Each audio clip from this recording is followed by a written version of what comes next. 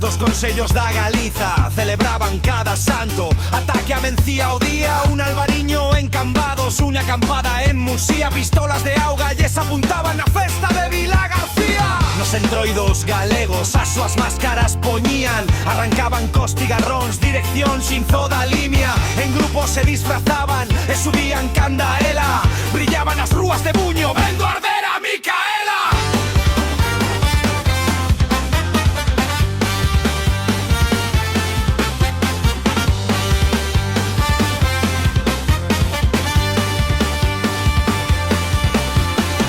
Os días de verán pasaban entre viños e cerveza, gasolina para resistir na gran festa da fervenza. Este gran grupo cabanés nunca quiso facer dano, cando unha noite en Pasarela apagou o combo dominicano. A braiada quedou toda esa xente de calo, e o mesmo lle pasou aos veciños de San Clemento de Pazos.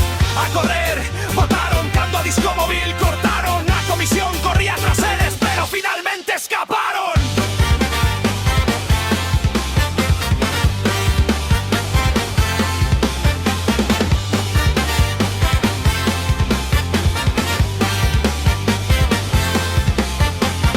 Non solo en San Fins do Castro esta xente bebía viño, tomaban en San Ramón do Esto e tamén no Carme do Briño.